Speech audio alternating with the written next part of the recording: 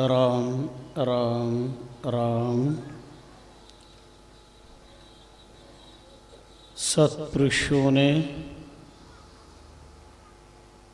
रचनावाद का रहस्य प्रकट किया है। हे रसना रट राम तो अमृत एह निर्धार, पीजे नित प्रति छांड जग खारो रस संसार।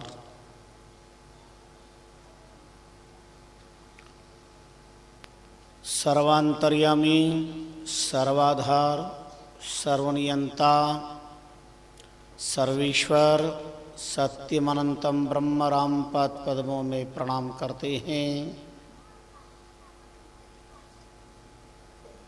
युग प्रवर्तक तत्वमसीहा पुण्य श्लोक श्री महाराज के प्रणम्य पाद पद्मों में प्रणिपात करते हैं। गुप्त प्रगट आराधक साधक यतीन्द्र योगींद्र मुनीन्द्र नामानुरागी मुनि चतुष्टय का स्मरण।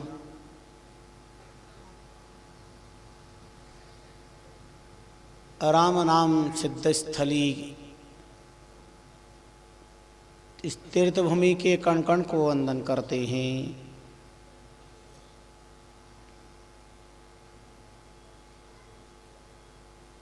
भक्ति प्रचारक राम रस रसिक पावन संतजन,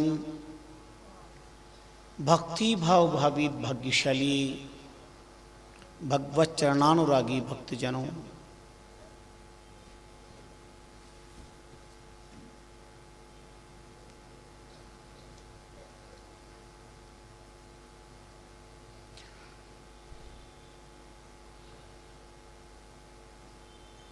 श्रवंगसार ग्रंथ में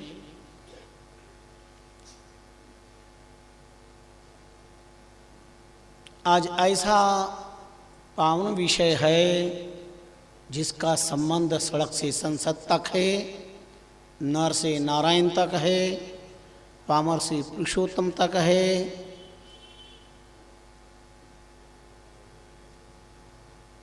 एक होने पर भी दो विशिष्ट कार्य है।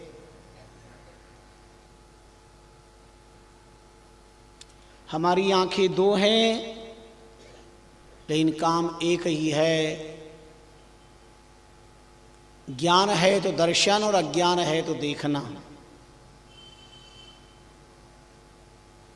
केवल आंख है तो दर्शन का सौभाग्य मिलेगा और मन सहित आंख है तो देखने की इच्छा जागृत होगी।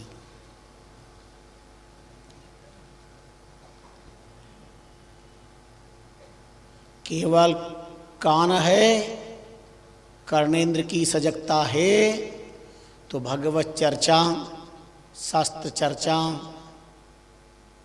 तत्व चर्चा प्रिय लगेगी। मन सहित कर्णेंद्रिय है तो फिर राज मंदिरों के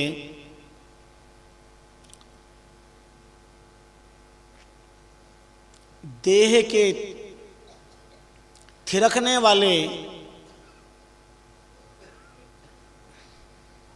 निरर्थक गाने कर्ण प्रिय लगेंगे। कर्ण दो हैं, काम एक ही है सुनने का। पैर दो हैं, काम एक ही है चलने का। हाथ दो हैं, काम है करने के लिए। लेकिन चतुरानंद प्रजापति जगत सृष्टा ब्रह्मा जी ने इस देह की रचना में एक ऐसे अंग की रचना की है जीवान की जो एक है लेकिन काम उसके दो विशिष्ट हैं। कई काम पर दो विशिष्ट।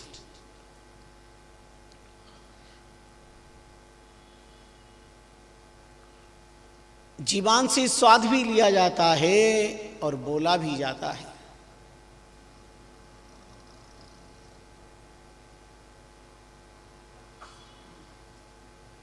महापुरुषों ने इस जीवान को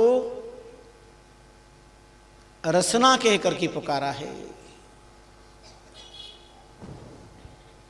जिह्वा भी कहते हैं, जीवान भी कहते हैं, जिबड़ी भी कहते हैं, पर महापुरुषों ने रसना कह करके पुकारा है। रसना से तो आप सब परिचित होंगे ना, वो पॉकेट आता है रसना का, वो नहीं। रसना शरबत आता है ना, वो नहीं। रसना यानी जीवन। क्यों? जगत का कोई रस इस पर नहीं, केवल एक राम नाम का रस ही रहे, ये रसना है। हे रसना रट राम तू अमृत एह निर्धार, पीजे नित प्रति छाण जग खारो रस संसार। महाप्रभु कहते हैं, सत्पुरुष फरमाते हैं, रसना तो राम नाम रूपी अमृत रस पान कर पीजे नित प्रति, छांड जग खारो रस संसार। ये जगत का संपूर्ण रस खारा है। संसार के रस में मधुरता नहीं है, माधुरी नहीं है, और परमात्मा के रस में क्षारत्व नहीं है, खारापन नहीं है।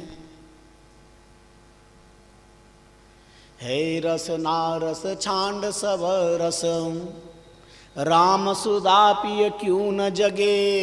हे रस नारस छांड सब रस, राम सुधा रस क्यों न पिय क्यों न जगे। यही जीव आल जंजाल मिटे, जमराय को दंड कबू न लगे।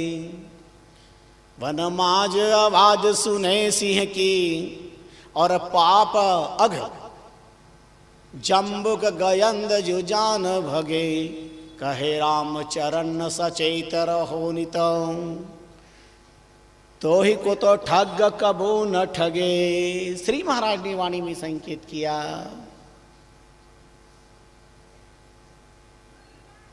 रसना रस छांड सब रस। हे रसना, दुनिया के सारे रस को एक ताक में रख दे, छोड़ दे, क्योंकि ये संसार रसाकांक्षी है। जीव मात्र रसाकांक्षी है। सबको रस की आकांक्षा है, रस सब चाहते हैं। कोई संसार में ऐसा नहीं है जो रस नहीं चाहता हो। सब रस प्रेमी हैं, रसाभिलाषी हैं, रसाकांक्षी हैं। राम चरण संसार में रस चाहे सब कोया। वो रस कहिए कौन सा, जो मन मत वाला होया। महाप्रभु कहते, सारा संसार रस प्रेमी है। किसी को गन्ने का रस अच्छा लगता है, किसी को आम का रस अच्छा लगता है, किसी को फलों का रस अच्छा लगता है। फिर सबका अपना अलग अलग रस है। नेत्रेंद्री का रस रूप रस है, कर्णेंद्री का संगीत रस है, हस्तेंद्री का स्पर्श रस है। ये 10 इंद्रियों का अपना अलग अलग रस है। कर्मेंद्रियों का कर्म ही रस है, और ज्ञानेंद्रियों का ज्ञान ही रस है। तो जीवा का राम राम ही रस होना चाहिए, राम ही राम। इसलिए नाम प्रताप ग्रंथ में रसना शब्द का प्रयोग किया।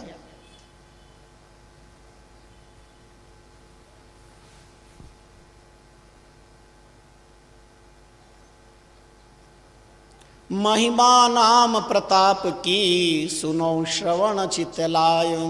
राम चरण रसना रटो, करम सकल झड़ जाय।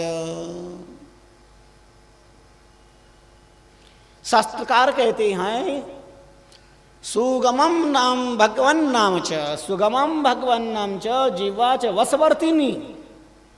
धन्य शास्त्र को प्रणाम करो। सुगमम भगवन नाम, जीवा च वसवर्तिनी। भगवान का नाम बड़ा सुगम है, जीवान वश में हो जाती है। और जिस नाम से जीवान वश में होती है, और नाम पर जब जीवान पर जब नाम आ गया, तो सारा जगत वश में हो जाता है। तथापि नरकम याति धिक धिक नराधमान, शास्त्रकार कहते हैं तथापि नरकम याति, फिर भी संसार नरक में जा रहा है। धिक धिकस्तु नराधमान, ऐसे अधम नरक को धिक्कार है, धिक्कार है, धिक्कार है।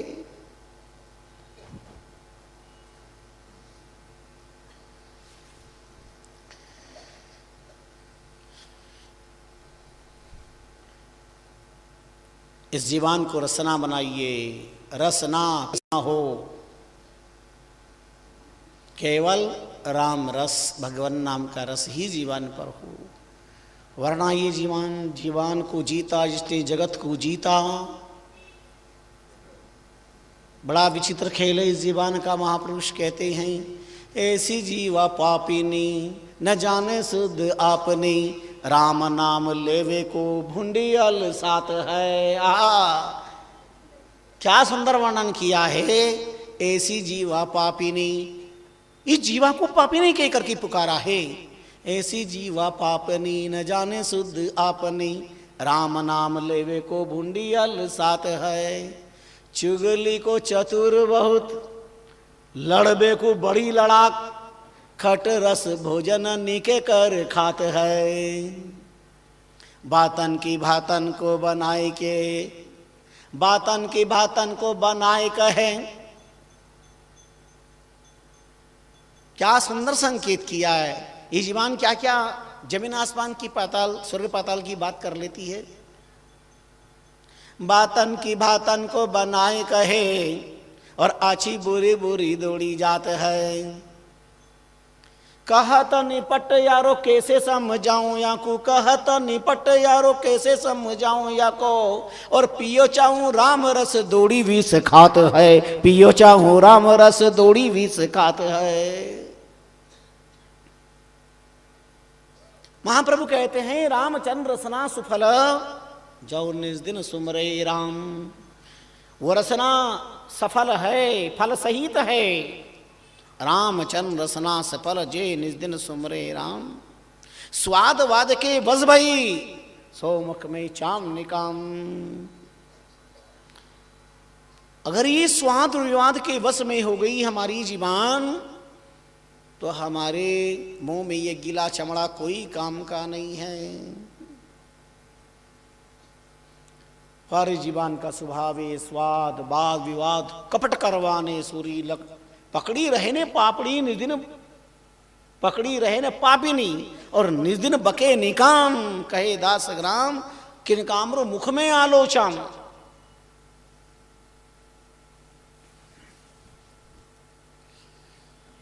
इसे भजन करने का क्या हो,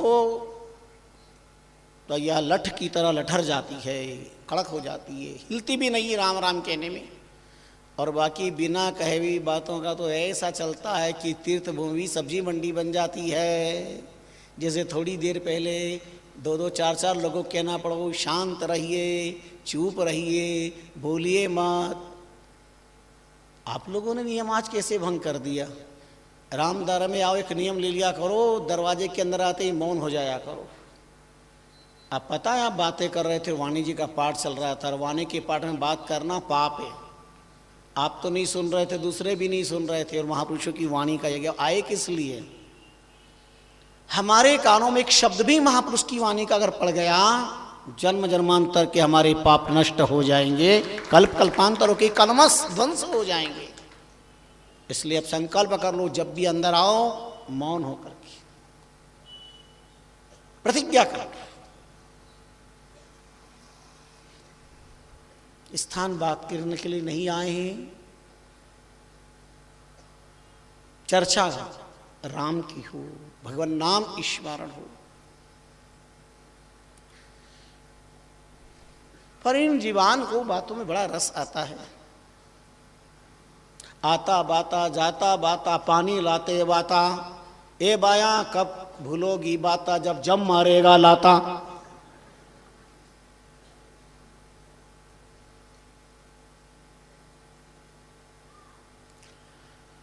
महापुरुषों ने बहुत अपने अपने हिसाब से बड़ी सुंदर शिक्षाएं दी है।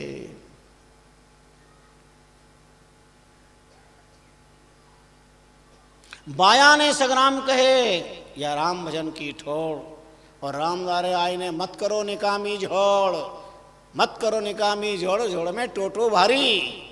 ये दुनिया की चर्चा तो दुनिया में ही करा करो, यहाँ भगवान नाम का आनंद लो। संकेत से ही समझ जाना चाहिए।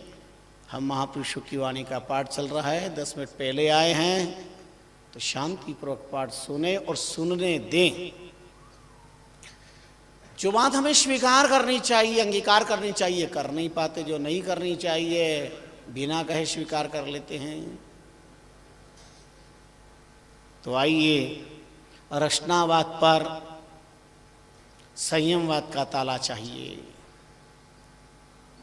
जीवान बस में होना बहुत जरूरी है।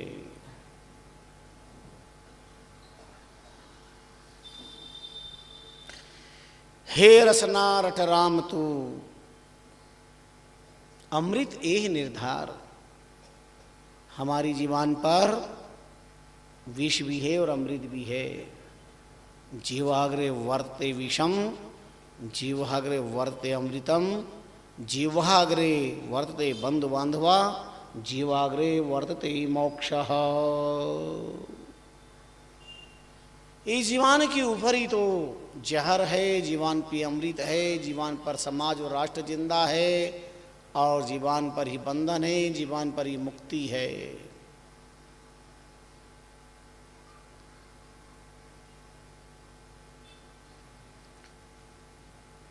स्वाद और विवाद से रहित जिनका जीवन है, उसकी जीवन भी धन्य है, जीवन भी धन्य है, जिंदगी सफल है। और जगत में मानव शरीर को लेकर के आना सफल। मौन का ताला जरूरी है। अच्छा भला परिवार, अच्छा भला जीवन चलता है। एक पल के अंदर ही जीवन बढ़िया से बढ़िया खट रस के अंदर तूफान पैदा कर देती है। इसलिए अनुभवी कहते हैं मौनम स्वर्णम वर्तते। मौन सोना है, बोलना चांदी है। मौन सोना है। जीवान जिसकी छोटी आयु उसकी मोटी। महात्मा कबीर ने रचनावाद पर कहा, कबीरा यह जीवा बावरी और के गई स्वर्ग पताल, आप तो क भीतर गई जूती खावे कपाल।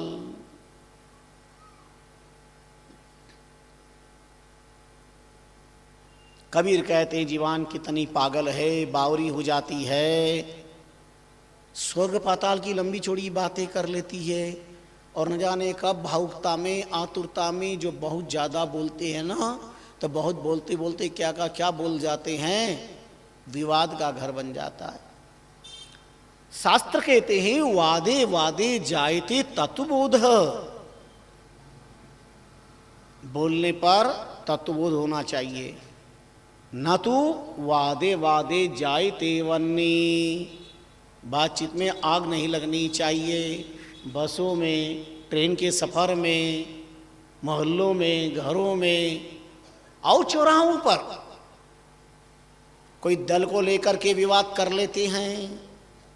कोई न जाने कौन कौन से विषयों को छेड़ करके संग्राम पैदा कर लेते हैं। इस जीवन को कंट्रोल न करके घर के अंदर महाभारत हो जाता है।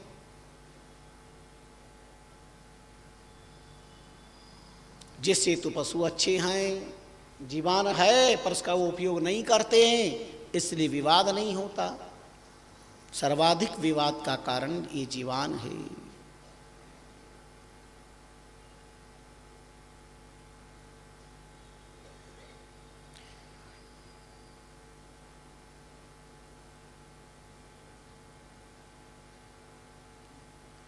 इस जीवन को जो बोलना का अभ्यास करना है, वो नाम स्मरण करने का अभ्यास कराना है। और बड़ा टेढ़ा काम लगता है। सुबह सुबह राम राम बोलने में बड़ी शर्म आ जाती है, बड़ा हमारे इज्जत के खिलाफ काम हो जाता है। हम राम राम नहीं कर सकते, प्रभु नाम नहीं ले सकते, बाकी सब बातें कर सकते हैं जीवन से। देखते हैं हम रोज जब राम स्मरण होता है तो कई लोग तो दूसरे की शक्ल देखते, ये बोले तो मैं बोलूं, वो बोले तो मैं बोलूं, शक्ल देखते एक दूसरे की। लेकिन भगवान नाम जीवित व्यक्ति ही ले सकता है, ध्यान देना। जिंदा व्यक्ति ही भगवान का भजन कर सकता है। मुर्दा करवा सकता है पर मुर्दा कर नहीं सकता। पर जिंदे से मुर्दा अच्छा है कि कम से कम वो राम राम करा देता है। ले जाने वाले ले जाते हैं, 4 जने कंधे पर सम्मान से जाता है। जिंदा व्यक्ति पैदल जाता है, मुर्दा सम्मान से जाता है, कंधे पर जाता है। जिंदे से मुर्दा अच्छा है। जब उसे ले जाते तो सब कहते हैं राम राम। घबरा क्यों रहे बोलने में? सत्य को बोलने में काय को तकलीफ हो रही है? राम राम और सत्य बोले, गति किसमें है? सच बोलने में। तो सब बोलते हैं, सब बोलते हैं, पर एक नहीं बोलता। सब बोलते, एक नहीं बोलता। कौन नहीं बोलता? और ले जाते वक्त देखना, जब ले जाते हैं ना, सब कहते हैं राम राम सत्य, और मुर्दे की गर्दन हिलती है। तो कहता मैं नहीं मानता। जीते जी नहीं माना तो अब क्या मानूंगा मैं नहीं मानता। यूं तो नहीं हिलती, यूं हिलती है क्या गर्दन? यूं हिलती है, मैं नहीं मानू। फिर भी कम से कम राम राम इतने लोगों को घर से शमशान तक बुलवा देता है। वो दृश्य ऐसा होता कि अच्छे से अच्छे लोग की जीवान पर भी राम राम राम राम आ जाता है।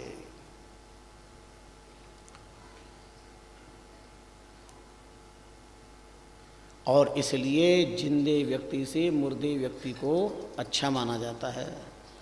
अगर आपका कोई काम ना बन रहा हो, चाहे व्यापार का लेन देन हो या संबंध हो बच्चे बच्चियों का या और कोई हो, कई बार आप गए नहीं बना, पर आप निकलो सामने मुर्दा मिल जाए तो आपका काम 100% सफल। देखा, मुर्दे के नाम पर आपने भी तालियां बजाई।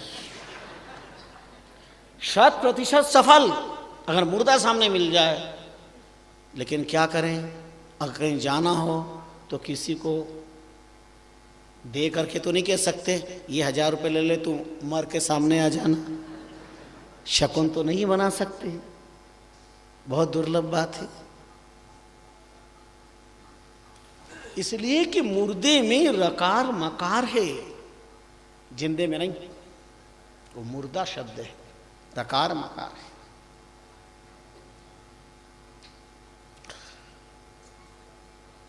जब अंत में राम राम बोलते हो, राम राम बोलने का कारण यही है कि हो सकता है शमशान ले जाएं, जब तक भी कई चेतना आ जाए कोई प्रभु कृपा से और ये राम राम शब्द कान में पड़ गया तो मुर्दे का उद्धार हो जाएगा। ये हमारी वैदिक पौराणिक सनातन संस्कृति की अद्भुत आस्था और श्रद्धा है, विलक्षण श्रद्धा है।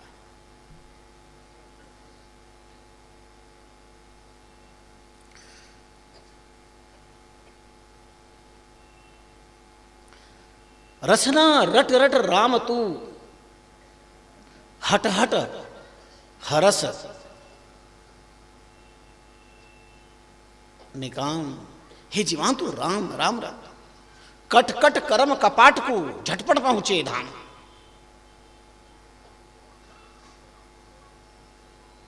रसना रट रट राम तो हरस हरस निकाम। कट कट कपट कपाट करमा को और झटपट पहुंचे धाम। झटपट पहुंचे धाम, मंजिल निर्भय पहुंचावे। नाम का ऐसा प्रताप है, नाम का ऐसा प्रभाव है।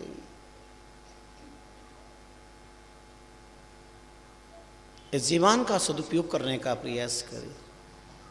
इसलिए चातुर्मास के मंगलाचरण में भी कहा था कि कोई नियम ना ले सको, एक नियम ले लो क्योंकि सबसे ज़्यादा विवाद और महाभारत भोजन की थाली पर होता है। तो उस समय मौन होकर भोजन करने का अभ्यास कर लो। परोसने वाला भी मौन होकर, पाने वाला भी मौन होकर। सर्वाधिक संघर्ष और आग की हुतत ज्वाला भोजन की थाली पर लगती है। और अच्छे भले रस आ रहा है और जो ही प्रतिकूल बातचीत हुई, जीवान से कुछ उल्टा सुल्टा कहने में आया, सुनने में आया, बोलने में आया और थाली गई 12 के भाव। बोलो साहब, अन्न ने क्या बिगाड़ा? व्यक्ति सबसे पहले विवाद करता है तो रोटियां छोड़ता है। और अगर रोटी ने तुम्हें छोड़ दिया, जी सकोगे? तुम अन्न का अपमान करते हो, अनादर करते हो, और अन्न ने अगर तुम्हारा अनादर कर दिया तब क्या होगा?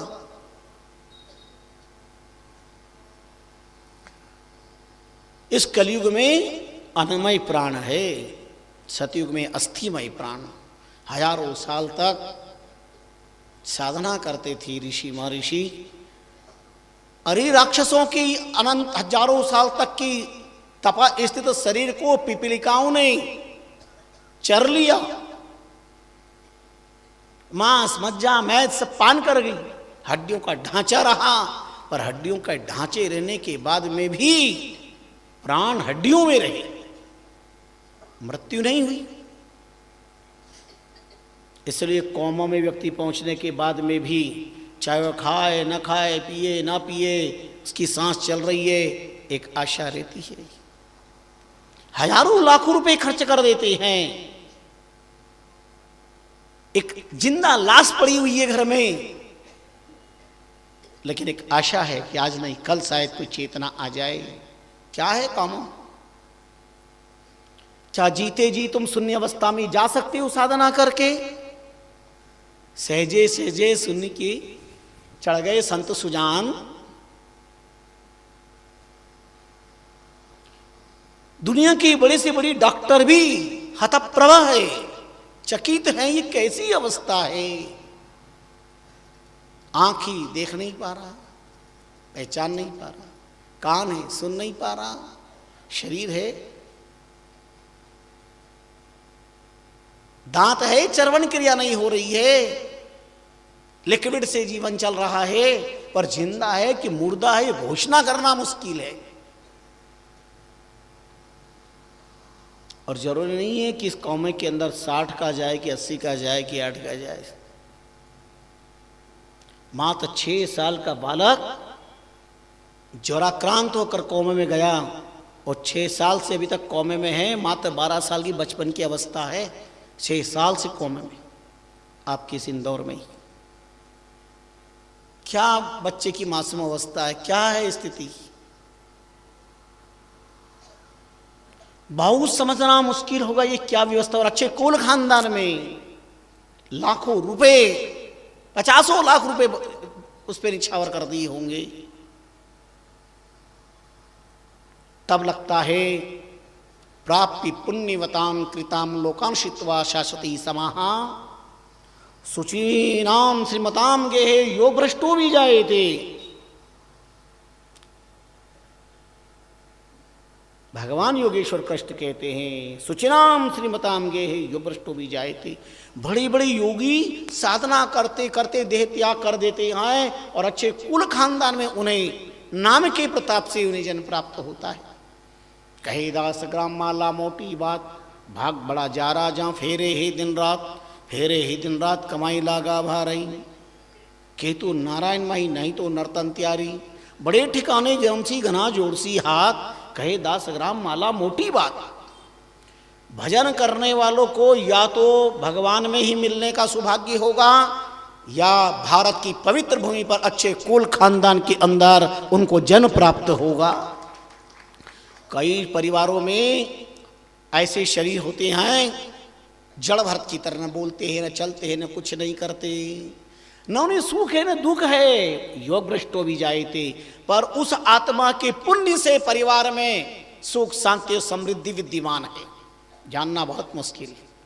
बहुत परेशान होते हैं घर के लोग, कैसे संभाला जाता है।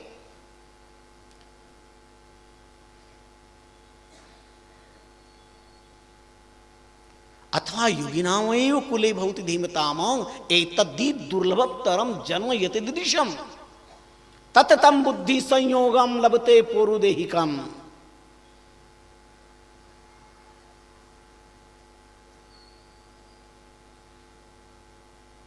ये सब अपनी प्रारब्ध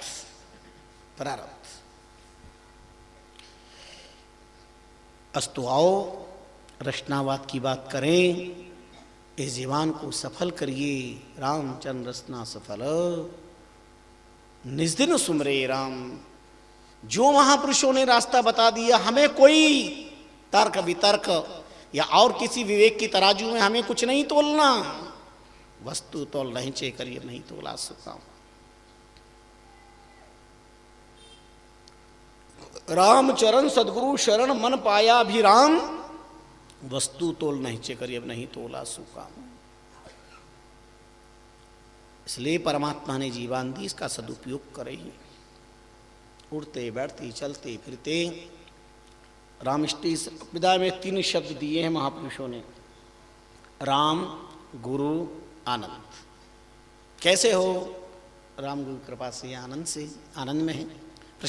पा लिया राम गुरु कृपा से, पाना है राम गुरु कृपा से आनंद है। और ग्रस्त भी, संत हो या ग्रस्त, पुरुष या महिला, बार बार राम शब्द का उच्चारण करने का रामकृष्ण ही संप्रदाय में संस्कार दिया है। मेरा राम, राम द्वारे जा रहा हूँ, मेरा राम कथा सुन रहा हूँ, मेरा राम जल पी रहा हूँ, मेरा राम अभी आता हूँ। और महिलाओं को भी मेरा राम भोजन बना रही हूँ, मेरा राम जल छान रही हूँ, मेरा राम अमुक कार्य कर रही हूँ। ये बार बार राम शब्द जीवन पर आए। पेले चेते राम चरण तो अवसर आवे काम। ऐसा प्रभाव राम का पड़ता है। और बड़े बुजुर्ग, अब तो पगड़ी वाले नजर भी नहीं आते, सूर्यास्त हो गया है, फिर भी कई बड़े बुजुर्ग इस बात को जानते, वृद्ध माताएं जानती हैं।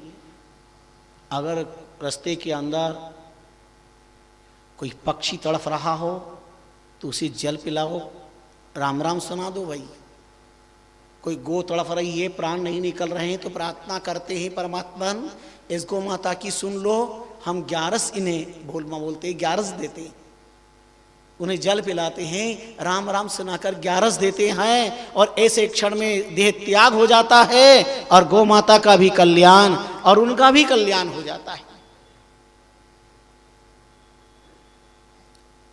कैसा हमारा संस्कृति का उदार धर्म है।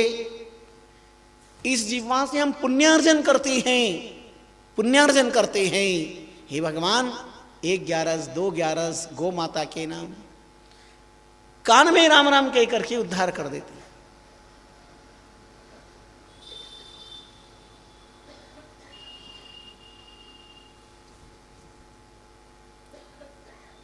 और ये सत्य अनुभव किया है जीवन में। मेरे राम एक बार ब्रह्मलीन आचार्य चंद स्वामी रामकिशोर जी महाराज की जन्मभूमि डाबर गांव पर महापुरुषों के साथ में जाना हुआ, तो वहां पर एक गौ वत्स बड़ा परेशान व्यथित, न जीरा न मर्रा। जब वहां पहुंचे तो मुझसे कहा कि ऐसा इसकी स्थिति है। आपको आश्चर्य लगेगा और ये सहज बात बता रहा हूं।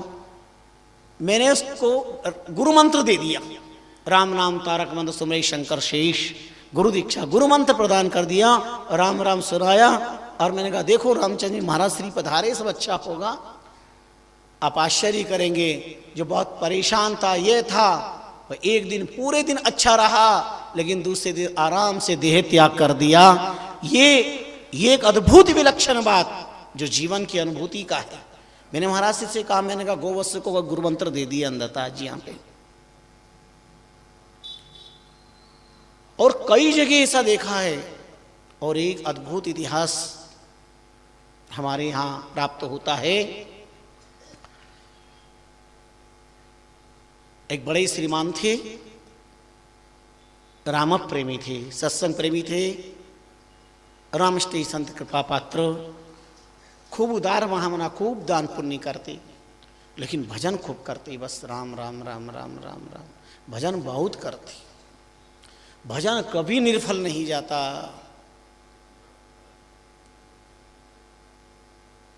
परमात्मा कई परीक्षा लेते हैं, जो जितनी भगवान की भक्ति करते हैं भगवान उतनी ही कठिन परीक्षा लेते हैं।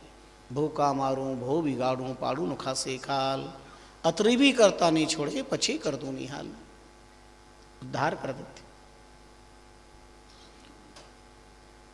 वो श्रीमान सेठ साहब एक दिन जा रहे थे तो रास्ते में देखा एक बेल तड़प रहा है, दृश्य बेल तड़प रहा है। तो श्रीमान सेठ साहब ने उस बेल के कान में राम राम राम राम राम सुनाया और राम राम सुनाते ही उसका शरीर छूट गया, उस बेल का शरीर छूट गया राम राम कहने से। अंत में राम राम सुना, अच्छे शहर में कुल खानदान में क्षत्रिय कुल में जन्म हुआ और बाद में वो बेल राजा बना। राजा बना, दिन पे दिन बीत गए।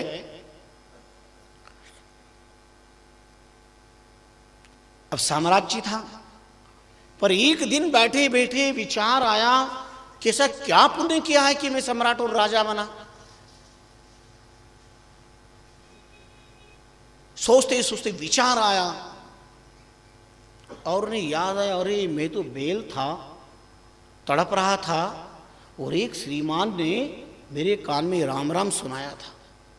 उस राम राम सुनने से, राम श्रवण करते ही मेरा शरीर राम तो हो गया, उस पुण्य के कारण मुझे राजा बनने का सौभाग्य मिला।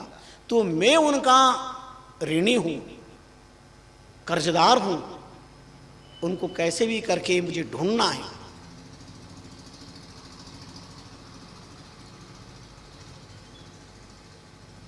उन राजा ने अपने नगर में विशाल अन्न क्षेत्र चलाया, विशाल, कोई आओ, भूख लगे ती बार में नहीं मीर कंगीर। जब भूख लगती है तो क्या राजा और क्या भिखारी, क्या अमीर और क्या गरीब, दो रोटी सबको चाहिए। संयोग की बात इधर ऐसी बनी कि श्रीमान बड़े उदारमाना थे, इतना लुटाया कि धीरे धीरे सब साफ हो गया। और परमात्मा भी कभी कभी इतनी कठिन परीक्षा ले लेता है। खूब देने वाला दानी आज दाने दाने के लिए मोहताज हो गया। अपनी पेट की ज्वाला को शांत करने का एक मुट्ठी अन्न का दाना मिलना मुश्किल हो गया, तो उन्होंने वो गांव छोड़ दिया और जैसे तैसे उस शहर में पहुंच गया जो राजा बना हुआ था। अवस्था, कई बार कुछ मिल जाता, न मिलता, और जैसे तैसे उन्हें पता चला कि यहाँ पर अन्न क्षेत्र है, चलो समय की बात ही, अन्न क्षेत्र में चल के प्रसाद पा लेंगे। ध्यान देना, जहाँ कबूतरों को दाना डाला जाता है कई बार वहाँ हंस भी आ जाते हैं, और इसीलिए धर्म भूमि का प्रताप होता है कि कभी कभी परमहंस भी आ जाते हैं। अन्न क्षेत्र तीर्थ भूमियों पर परमहंस भी आ जाते हैं, पहचानना बड़ा मुश्किल होता है, बहुत कठिन काम है, जटिल काम है। वो राजा ने अन्न क्षेत्र चलाया तो वहां पर एक चित्र बनाया। चित्र क्या बनाया? एक बेल के कान में सेठ जी राम राम सुना रहे हैं, तो वही सेठ जी का काल्पनिक चित्र बना दिया। पगड़ी वगड़ी पहने हैं, गले में माला है और कान में राम राम सुना रहे, ऐसा चित्र बना दिया। और राजा ने आदेश दे दिया, भाई कोई भी चित्र की तरफ गहराई से देखे, गौर करके ससम्मान आदर के साथ उन्हें मेरे पास ले आना। अन्न क्षेत्र के प्रमुख दरवाजे पर विशाल कटआउट, विशाल चित्र लगा हुआ है। जो भी आते हैं देखते हैं, अन्न क्षेत्र का लाभ लेते हैं। राजा का विशाल अन्न क्षेत्र सबसे राम राम करवाते हैं, राम राम करते हैं और अन्न क्षेत्र का लाभ लेकर जीवन चलाते हैं। अन्न क्षेत्र का अर्थ क्या होता है? सदाव्रत का अर्थ होता है 1 घंटे राम राम करवा करके उन्हें भोजन करवाना। तो कम से कम इतने समय तक करोड़ों नामोच्चारण तो होंगे।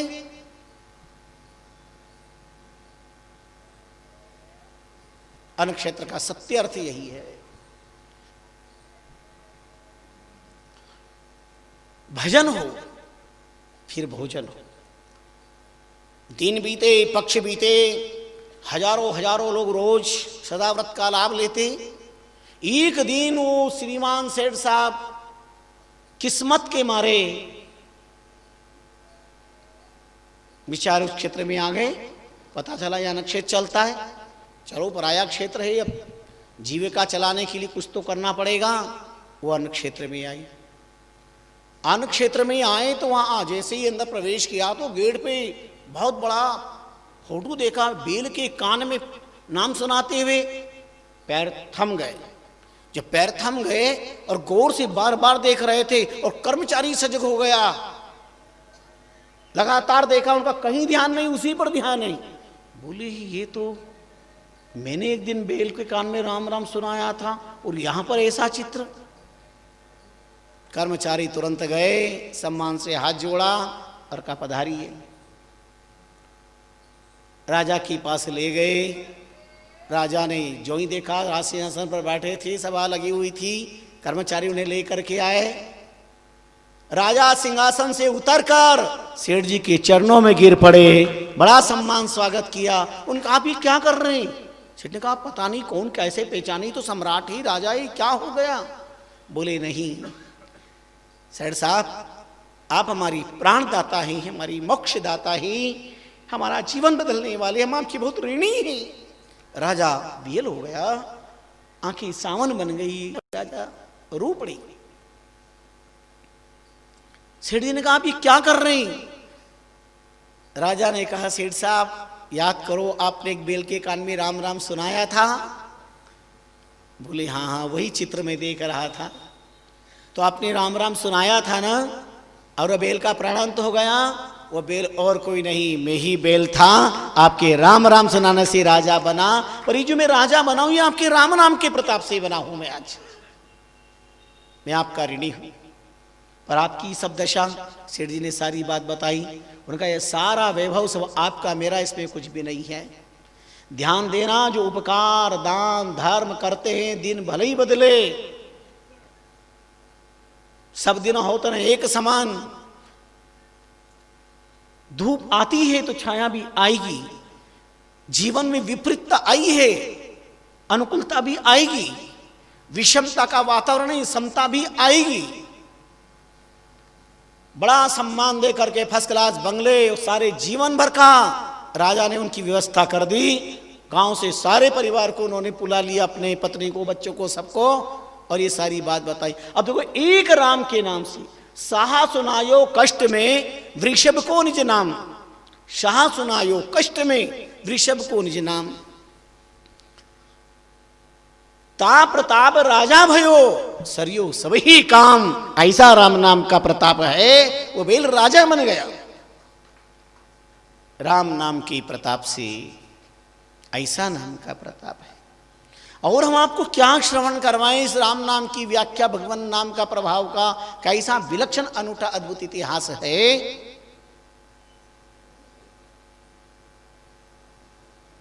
कौन गज और ग्राह के चारु चरित्र को नहीं जानते?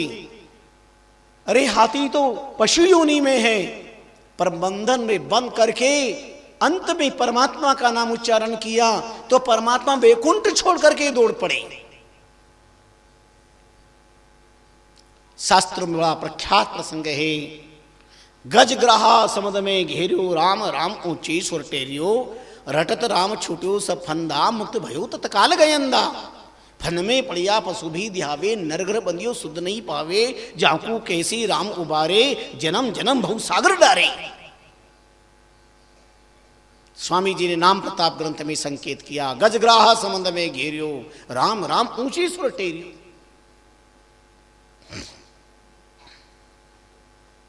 मदोन्मत्त गजराज, त्रिकूट पर्वत की कथा आती है सब भागवत में। भागवत में त्रिकूट की कथा है, ध्यान दीजिए। रामायण में चित्रकूट की कथा है, भागवत में त्रिकूट की कथा है, और तुम्हारी दुनिया में छातीकूट और माथाकूट की कथा है। वो त्रिकूट पर्वत,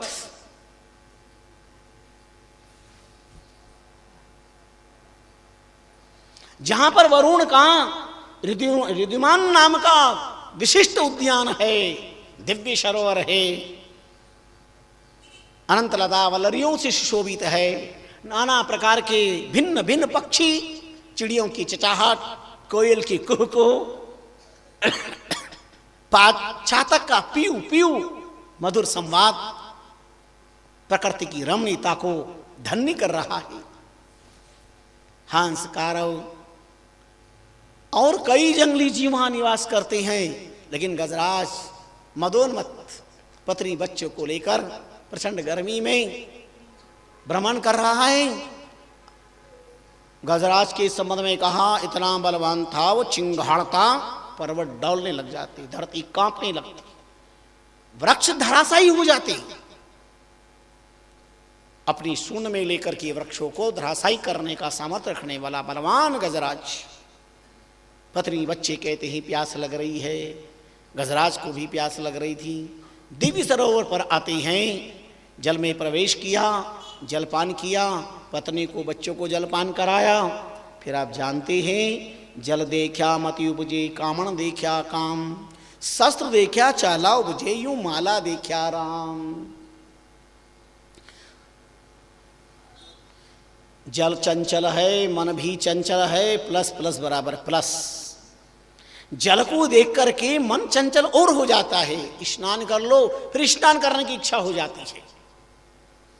तो गजराज ने जलपान तो किया, प्रचंड गर्मी थी, बच्चों को पत्नियों को भी जलपान करवाया।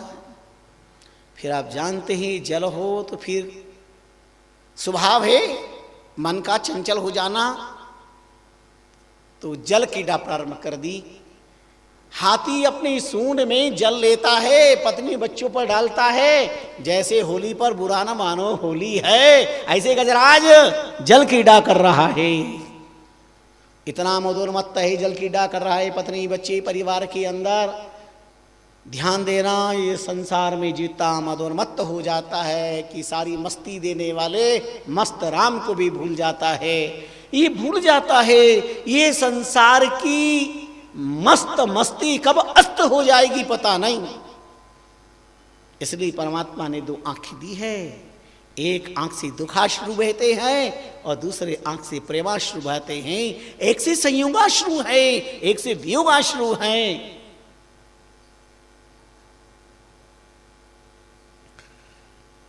गजराज मदोन्मत्त होकर के जल क्रीड़ा करता है और उसी क्षण जल का शक्तिशाली, आकृति में छोटा, शक्ति में अद्भुत विलक्षण मगर ने आकर के हाथी के पैर को पकड़ लिया। बीचों बीच थे, पकड़ लिया तो हाथी खींचकर किनारे पर ले आया, फिर मगर ले जाता है, फिर ले आता है। पत्नी बच्चों ने देखा कैसा संकट आया, हाथी को पकड़ के खींचते हैं, पत्नी निराश, बच्चे निराश, गजराज को खींच रहे हैं पर नहीं खींच पाए। ये संसार में धरती पर आकृति में बड़ा विशालकाय अगर कोई रचना का क्रम है तो गजराज है। पर स्थानम प्रधानम, स्थान की प्रधानता विशिष्ट है। न च विद्या न च पौरुषम न अन्य गुणैर्वापि। भगवान विष्णु गरुड़ जी पर आरूढ़ होकर के भगवान शंकर का साक्षात्कार करने के लिए गए। स्थान की महत्ता है, बड़ा विलक्षण है।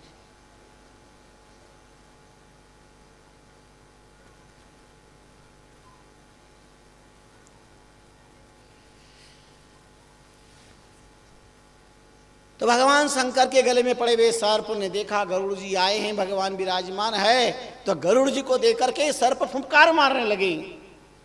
गरुड़ जी ने कहा बहुत अच्छी बात है, पर एक काम करो, जरा भगवान शंकर के गले में विराजमान हो सर्पराज, थोड़ा बाहर आओ। बाहर आओ फिर फुफकार मारो। स्थानम प्रदान, भगवान के गले लगे हो इसलिए फुफकार मार रहे हो। अब गरुड़ के सामने सर्प क्या होगा? डरे गरुड़ सु सर्प डरे मूसा मंजारी, डरे तिरसु काक डरे धाड़े धनधारी, डरे सासु चौर डरे अज्जाब्रक आया, डरे 18 बार राग काफी के गाया, पतिव्रता पतिसु डरे निधन आठो याम, रामचर अग यूं डरे जो मुख उचरे राम राम। इस जीवान से राम राम उच्चारण करने से यमराज भी कांपते हैं, यमराज भी डरते हैं। बोले मैं गला छोड़ के तो स्थान भगवान का ही छोड़ के तो नहीं आ सकता। बोले जब भी फुफकार मार सकते हो। इसलिए आजकल देखते हो ना, कोई नेता वेता के गले लगे रहते तो कुछ भी बोल देते, फुफकार मारते रहते सर्प की तरह। गरुड़ शक्तिशालियों को देख करके भी पर स्थान छोड़ के आए तो पता चले कि क्या होता है। स्थान की अपनी बड़ी बड़ी महत्ता है, विलक्षणता है। कहते ही तुलसीदास जी भ्रमण करते हुए जाना चाहते थे। अयोध्या पर काशी का स्नो आया था। रास्ते में उन्होंने एक सुंदर दिव्य स्थान देखा। तो एक सुंदर वृक्ष है, शीला है, सिद्धार, वहां पहुंचने लगे इतने में 2 उस वृक्ष के नीचे महापुरुष दिखाई दिए। तुलसीदास जी ने दूर से ही प्रणाम किया। एक तो इशारा किया, महापुरुष ने आ जाओ, आसन दिया। तुलसीदास जी ने आसन का सम्मान किया, पर नीचे बैठे धरती पर प्रणाम किया। बातचीत चली, आपने अपना परिचय दिया। मैं धरती का छोटा सा प्राणी हूँ तुलसीदास, आप कौन महापुरुष हैं? उन्होंने कहा मैं याज्ञवल्क्य और ये भारद्वाज। याज्ञवल्क्य और भारद्वाज का नाम श्रवण करके तुलसी गदगद हो गए। बैठे उनकी चर्चा सुनी तो याज्ञवल्क्य मुनि प्रवर और भारद्वाज जो चर्चा कर रहे थे, अरे बोले यही मानस की चर्चा मेरे गुरुदेव ने शुक्र क्षेत्र के अंदर मेरे को श्रवण करवाई थी।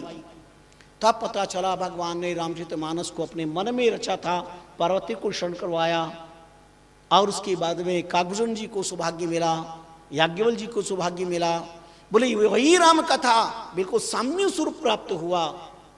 आप बड़ी अद्भुतता का अनुभव उनको प्राप्त हुआ, बड़ी विलक्षणता का दर्शन किया। और तुलसीदास जी वहां से प्रस्थान किया। 2 कदम गए हुए पीछे देखा तो ना सिद्ध शिला है ना ऋषि मुनि पे। आपने कहा भगवान की बहुत बड़ी कृपा मेरे पर हुई है, विलक्षण कृपा। इस नामानुरागी तत्व ने नामानुरागी महापुरुषों को कितना जीवन को कृतार्थ किया है, विलक्षण। चित्रकूट की धरती पर ही मीराबाई का पत्र आया था, बड़ा विलक्षण पत्र था। पद्य के अंदर लिखा हुआ था, सदगुण भूषण तुलसी दूषण दर्शते दूर हुई। जिनके दूषण खत्म हो जाते हैं ऐसे नाम के भूषण है। आपत्ति में उन्होंने पत्र लिख करके दिया, मैं बचपन से मीरा करत प्रभु अनुराग, लेकिन परिवार की ऐसी ऐसी परिस्थितियां हैं, मेरे जीवन में संकट क्या करना चाहिए। तुलसीदास जी ने प्रत्युत्तर लिखा था वृंदावन से। बड़ा प्यारा, बड़ा प्रसिद्ध पद्य है वो संसार के अंदर। जाके प्रिय न राम वेदेहि तजिए तात कोटि बेरी सम जदबी परम सनेहि। पिता तजो प्रहलाद विभीषण बंधु भरत में हितारी। बलि तजियो गुरु ब्रज वनितन ही कंत ब्रज वनितन ही। आनंद मधु मंगल जाके प्रिय राम वेदेहि, जिनको सीताराम जी से प्यार नहीं है, राम का अनुराग नहीं है, तजिए तात कोटि बेरी सम यद्यपि परम सनेहि। वह करोड़ों शत्रुओं के समान समझकर उसका त्याग कर देना चाहिए जिसको राम के नाम से प्यार नहीं है, राम के नाम से अनुराग नहीं है। तुलसीदास जी ने पत्र लिख करके दिया, करोड़ों शत्रुओं के समान समझकर उसका त्याग कर देना चाहिए। राम के प्रति त्याग नहीं है, राम के प्रति अनुराग नहीं है, राम के प्रति प्रेम नहीं है, राम के प्रति स्नेह नहीं है। कामष्टही दामष्टही चामष्टही की तो भीड़ संसार में अपार है, पर राम स्नेही तो आप जैसे भाग्यशाली है जिस धरती पर बैठ करके भगवत कथा का लाभ ले रहे हैं, ये राम नाम की व्याख्या श्रवण कर रहे हैं, भाग्यशाली है।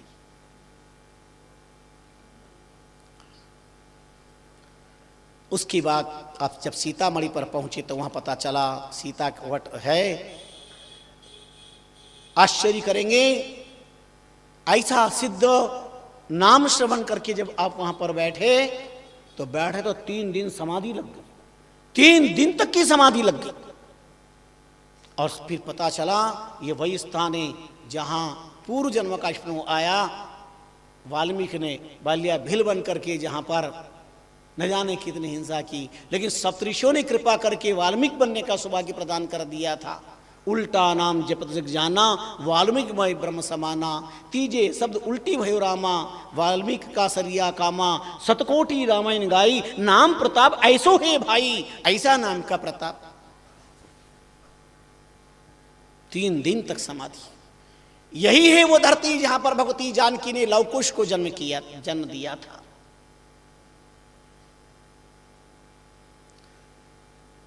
क्या क्या महापुरुषों के जीवन के अद्भुत चरित्र हृदय को छू लेते हैं। तो आइए गजेंद्र, गजराज आपत्ति में देकर पत्नी बच्चे छोड़ के चल दिए। संसार कब तक साथ देता है, चल दिए। कोई 1 दिन 1 महीना 1 साल नहीं, 1000 साल तक गजग्राह समन में गिरियो, राम राम ऊंचे स्वर टेरियो। 1000 साल तक ये संघर्ष चला और अंत में तिल वर रही बाहर रकार नाम जो उचारियो। एक गजराज ले जा रहा है पानी में, आकृति से छोटा है, बलवान है, और गजराज ने राम कहना चाहते हैं। मकार जन पहुंचियो, सुनी जो एक रकार।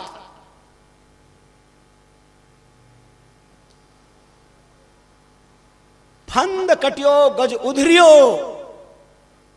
क्या भगवान की पावन कृपा हुई, क्या भगवान की गति थी। वैकुंठ में लक्ष्मी जी चरण चाप कर रही, भगवान दौड़े, बोले आप कहां जा रहे। हाथी कहे प्रभु धाये प्रभु, हाथी कह धाये प्रभु, और गज को देख निराश। हाँ उचरियो वैकुंठ में और थी हाथी के पास। भगवान कहते हाथी, गजराज कह रहा राम। मकारज पहुंचियो नहीं, सुनी जो रकार पुकार। करना जो करी, करी जो करी। कमलापति बेट पहुंचे पखुरी, और विलंब हो गया तो आपको ये भी आश्चर्य होगा।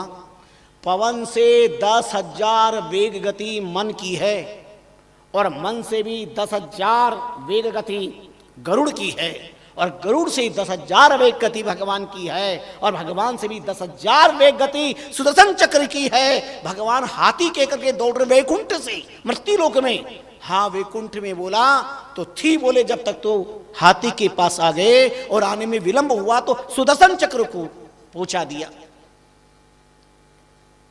और तुरंत पहुंच करके गजराज और ग्राह दोनों को बाहर निकालकर आज सबसे पहले मगर का उद्धार हुआ और गज को बंधन से मुक्त किया। ऐसे बंधन मोचन, गज बंधन मोचन, ये भगवान हरि कहलाए।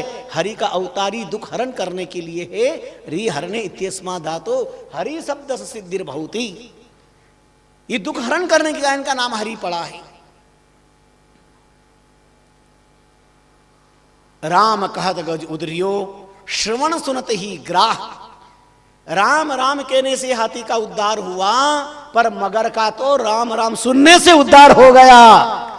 राम राम, इसलिए रामराव जब बोला करो राम जी राम राम महाराज, जाओ तब भी दरवाजे पे बोला करो राम जी राम राम महाराज। ये हमारी सनातन घंटी है, विदाउट इलेक्ट्रिक ये घंटी है। अंदर से आवाज आएगी राम राम राम राम, ताकि बोलने वाला बोल रहा है, अंदर से संत बोल रहे हैं, जो जा रहे हैं उनके कानों में राम राम की आवाज आएगी। ये अद्भुत अनोखा यज्ञ हो जाएगा भगवान नाम का।